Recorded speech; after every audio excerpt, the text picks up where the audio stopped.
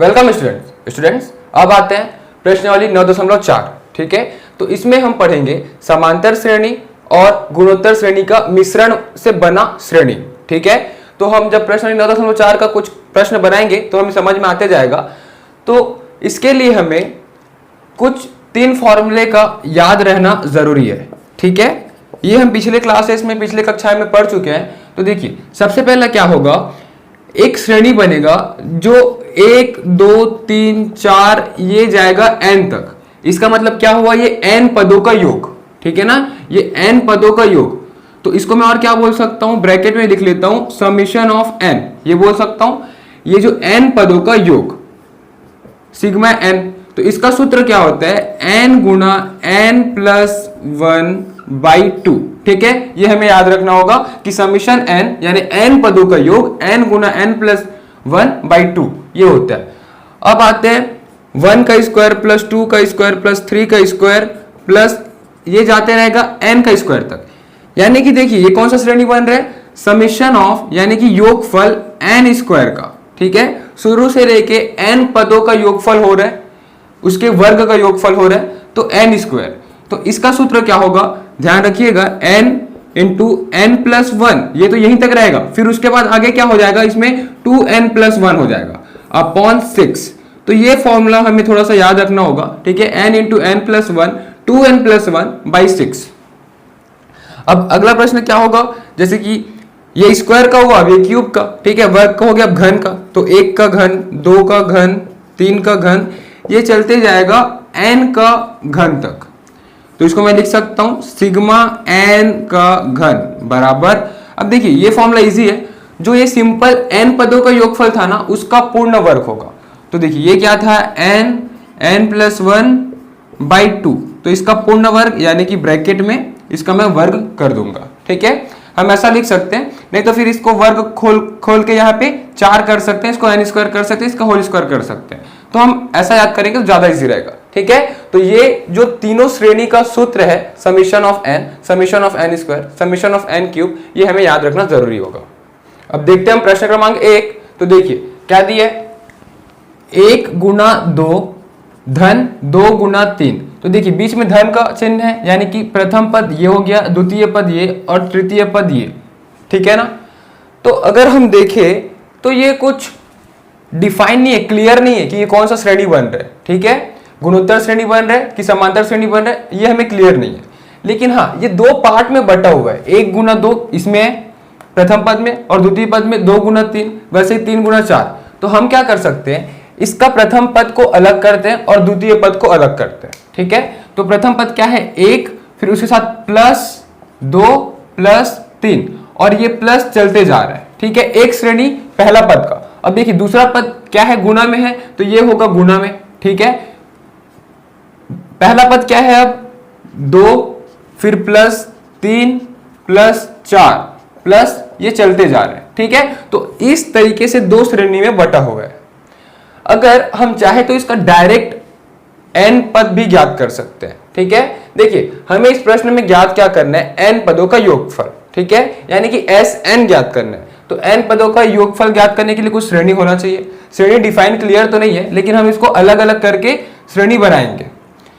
अगर हम ऑब्जर्वेशन से देखें, खुद से अगर अंदाजा लगाए, तो देखिए क्या हो रहा है। अगर मैं देखूं तो ये 1 है, फिर 2, फिर 3, मतलब ये बढ़ते जा रहा है। तो 1 2 3 4 5 ये कहां तक जाएगा, n तक। तो ये n तक हो गया पहला, फिर गुणा, फिर अगर इसको मैं देखूं तो 2, 1 से 1 ज्यादा है ना, यानी कि ये अगर मैं इसको n मान रहा हूं तो ये n प्लस 1 है, तो ये n प्लस 1 है।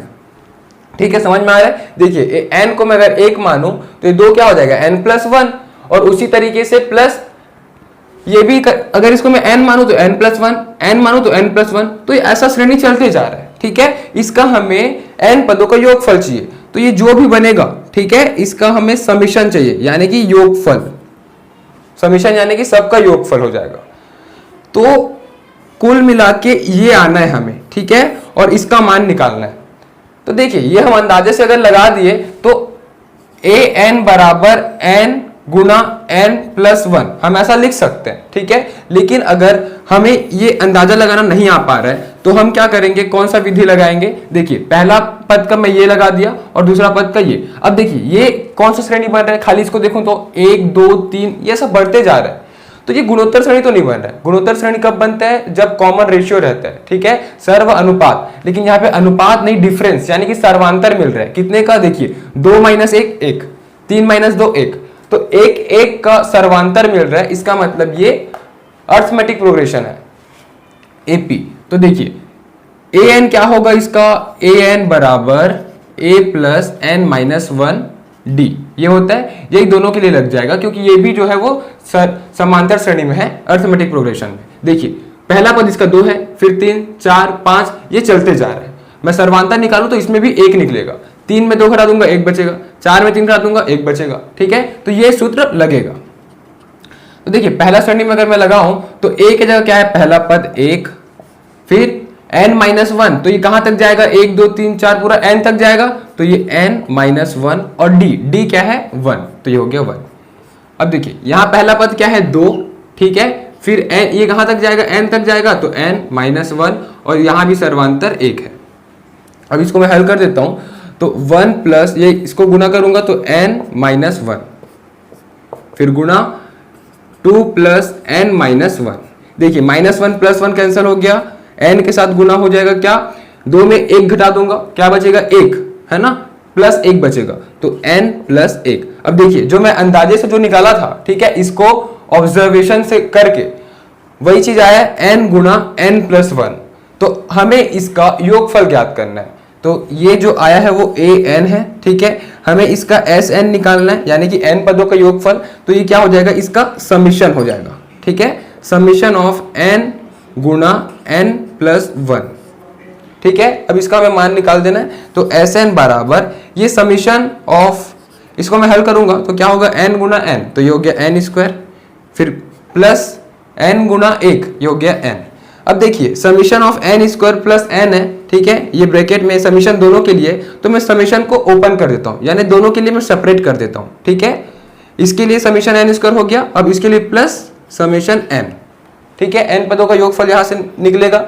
हमें पता है कि n², समीशन ऑफ n² क्या होता है, मैं फॉर्मूला बताया था वो हम यहां पे रख देंगे, Sn बराबर n गुना n+1 2n+1 अपॉन 6, ठीक है, समीशन ऑफ n² की जगह रख दिया, फिर plus summation of n, summation of n की जगह क्या हो जाएगा, n+1/2, ठीक है। इसे हम हल करते हैं, तो Sn बराबर यहाँ लघुत्तम लूंगा तो क्या आएगा, 6 आएगा, तो 6 हो गया, फिर 6 भागित 6 1 होगा, फिर n गुना n+1 2n+1 प्लस 6 और 2 को भाग करूँ कितना आएगा, 3, 3 गुना ये क्या हो जाएगा, 3n n+1। इसे मैं आगे हल करता हूं, देखिए ये इससे गुना हो जाएगा तो n गुना n, ये हो जाएगा n² प्लस n, उसके साथ गुना में 2n+1। अब प्लस वही लाइन में अगर मैं देखूं तो 3n के साथ इसको इंटू करूं तो 3n² प्लस 3n अपॉन 6।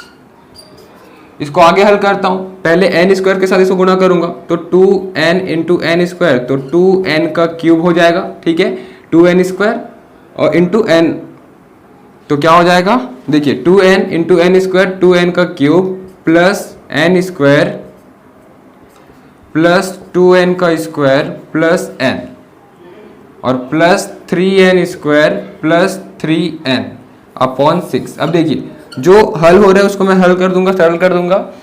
देखिए n क्यूब वाला और कोई सा है क्या, नहीं, तो यही बस है, तो 2n³ n² वाला देख लेता हूं, तो n² 2n², 3n², तो 3 2 5 5 1 6, तो प्लस 6n² हो जाएगा, ठीक है। अब n का देख लेता हूं, तो ये हो जाएगा 3 और 1 4n बट्टे 6। अब मैं देख सकता हूं कि यहां से मेरे को 2n कॉमन निकल रहा है, तो मैं 2n को कॉमन निकाल लेता हूं, 2n कॉमन आ गया, फिर देखिए क्या बच जाएगा, 2 तो बाहर हो गया, ये हो जाएगा n² प्लस 2 बाहर हो गया, तो ये बच जाएगा 3n प्लस 2 2 ज़ा 4 अपॉन 6।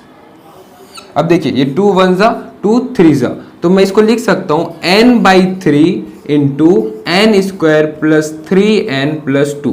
ये जो है वो क्या है, Sn। ठीक है, इसको एक स्टेप और आगे सॉल्व कर सकते हैं। यहाँ पे देखिए ये द्विघाती समीकरण बन रहा है, तो इस द्विघाती समीकरण को हल कर लेते हैं। तो देखिए क्या होगा, ये n/3 ये तो बाहर निकला है पहले से, N square plus 3n plus 2। इस द्विघाती समीकरण को जब हम हल करेंगे तो क्या होगा, n प्लस 1 और n प्लस 2। ठीक है, तो ये हो जाएगा उत्तर।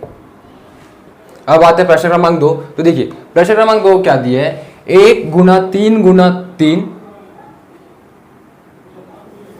तो देखिए प्रश्न क्रमांक 2 क्या दिया है, 1 गुना 2 गुना 3 धन 2 गुना 3 गुना 4 धन 3 गुना 4 गुना 5। ठीक है, तो ये n तक हमें इसका n पदों का योगफल ज्ञात करना है। तो इसका पहला पद प्लस के पहले तक ये हो गया, दूसरा पद, तीसरा पद, ऐसा इसका n पदों का योगफल हमें ज्ञात करना होगा। तो सबसे पहले तो हमें इसका व्यापक पद ज्ञात करना होगा an।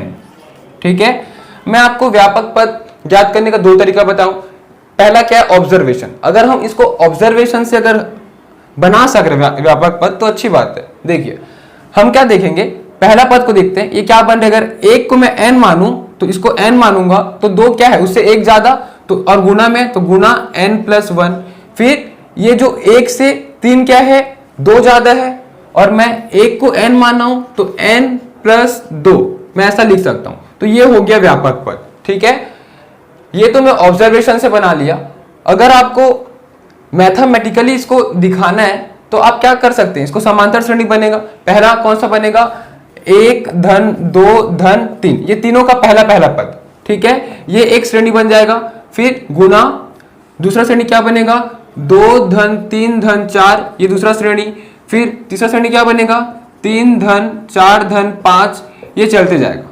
ठीक है, ये समांतर श्रेणी में, तीनों समांतर श्रेणी में।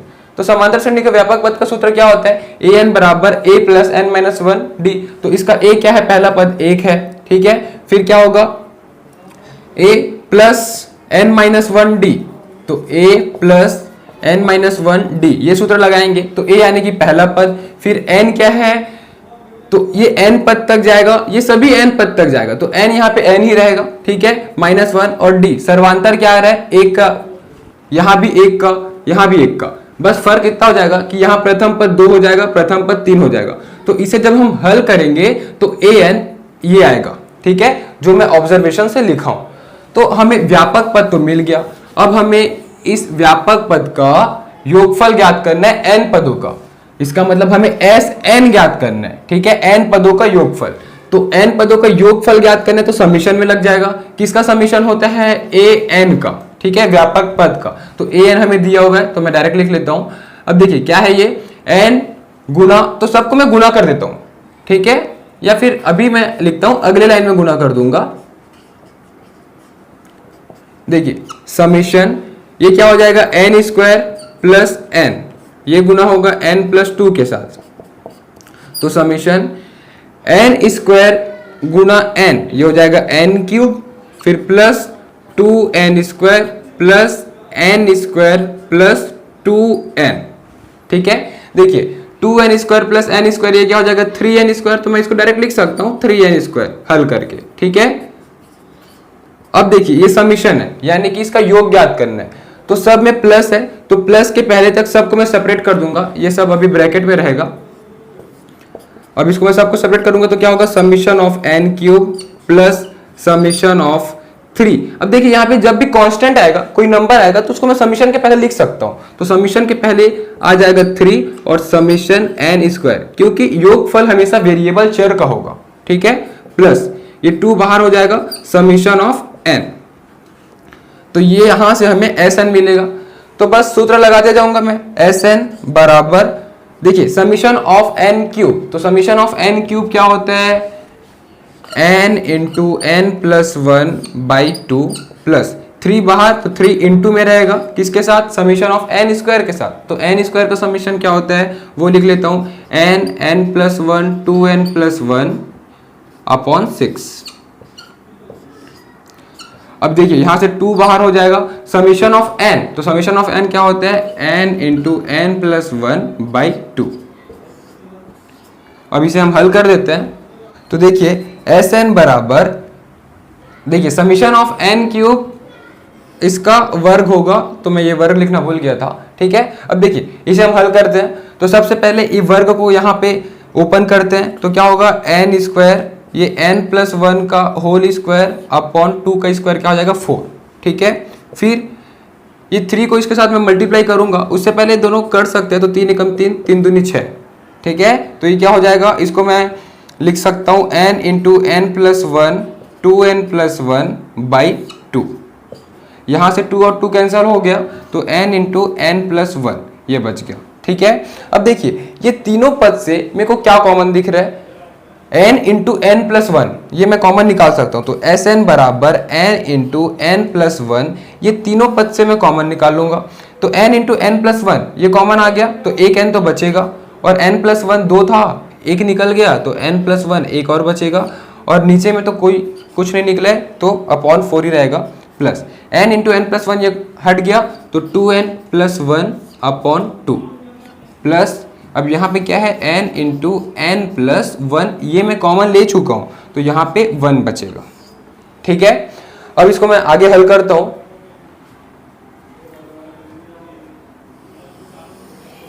Sn बराबर, देखिए n इंटू n प्लस 1 ये कॉमन आया हुआ है, ये सभी का लघुत्तम लूंगा, तो क्या आएगा 4 आएगा, तो मैं लघुत्तम 4 ले लेता हूं, ठीक है। और देखिए 4 भागित 4 1 होगा, गुना n इंटू n प्लस 1, फिर प्लस 4 भागित 2 2, और 2 गुना 2n प्लस 1, तो 2 दूनी 4n प्लस 2 ये हो जाएगा, फिर प्लस 4 भागित 4, तो ये हो जाएगा, सॉरी 1, तो ये हो जाएगा 4, 4 गुना 1 ये हो जाएगा 4, ठीक है। ये पूरा अपॉन में है और इसका अपॉन में 4 है, तो Sn बराबर, अब देखिए ये क्या हो जाएगा n इंटू n प्लस 1, ये पहले से है, ये सब 4 से भाग होगा, इसको मैं हल करता हूँ, तो क्या हो जाएगा, देखिए ये मल्टीप्लीकेशन में, पहले इसको मैं मल्टीप्लीकेशन में ब्रैकेट ओपन कर लेता हूँ, तो क्या हो जाएगा n स्क्वायर प्लस n, तो मैं इसको लिख लेता हूँ n स्क्वायर प्लस n। अब देखिए ये हल होगा क्या, तो n स्क्वायर आएगा सबसे पहले तो, और n और 4n क्या हो जाएगा 5n, तो प्लस 5n, 4 प्लस 2 क्या हो जाएगा 6, तो प्लस 6, तो Sn बराबर n इंटू n प्लस 1, देखिए ये n square plus 5n plus 6, ये एक द्विघाती समीकरण बन रहा है, इसको मैं हल करूंगा, तो क्या आएगा, देखिए n square plus 5n plus 6 को ऐसे एलसीएम लूंगा कि 5 आना चाहिए, तो 3 और 2 5 होता है, तो मैं लिख सकता हूँ n square plus 2n plus 3n plus 6, यहाँ से कॉमन यहाँ से कॉमन, तो n कॉमन आएगा, तो n प्लस 2, फिर 3 कॉमन आएगा, तो n प्लस 2, तो n प्लस 3 एक आएगा, और एक क्या होगा n प्लस 2, 2 फैक्टर, तो n प्लस 2 और n प्लस 3 ये 2 फैक्टर आया। तो मैं Sn को क्या लिख सकता हूँ, इस 4 को भाग में, यानी कि सबके साथ भाग में ये, तो इसको मैं बाहर निकाल लेता हूँ, तो ये n/4 हो गया, और फिर n प्लस 1 n प्लस 2 और n प्लस 3 ये हो गया आंसर।